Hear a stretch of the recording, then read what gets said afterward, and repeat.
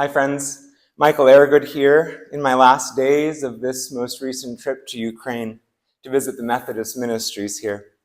I'm sorry I can't join you in person, but I wanted to share from my heart because I value deeply the work that PIIN is doing organizing people of faith around issues, especially gun violence. People often ask if I'm scared to be in Ukraine during the war, but I live in the western part and I can easily get to a shelter quickly if an air alarm sounds of a Russian bombing. People more often ask if my mother is worried about me. But my mother is a statistician and a realist. She knows how terrible war is, but she also knows that statistically, I'm a little bit safer here. Because of the gun violence in America and in our community in particular.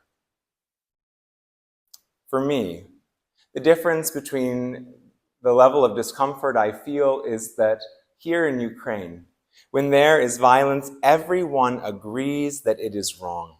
Everyone names the danger the violence presents, the horrors of the deaths of our neighbors, and they work to stop it with every ounce of energy that they have.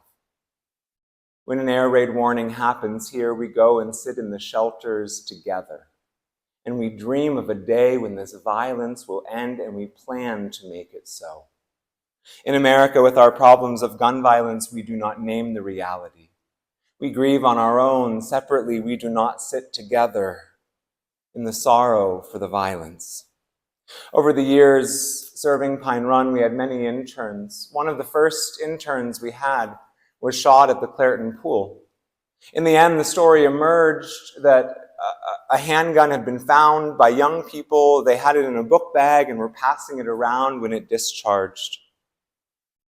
Of course, our intern, Kenlin Ogletree, died just a few years after serving as an intern, working in the yards of some of your churches as well. In the last years of my time at Pine Run, we had a shooting that was even a little closer. When our intern saw people coming after him with guns, he ran to the place he knew he was safe. He ran to our church. And I saw them with guns raised, shooting in the air, and I held the door closed after he got in until we could get it locked.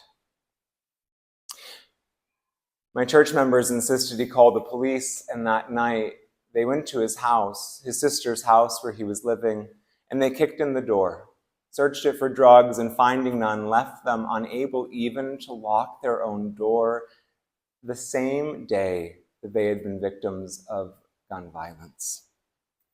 I am convinced that the violence of our state cannot overcome the violence of our streets. That only love and the faithful cooperation of the people of God working together can solve a problem so big as this. Like my friends in Ukraine, we must work together. We must act with the knowledge that we can win, but only if we all do our part and do all that we can and name the evil that lives among us and work for it to end. Thank you, friends.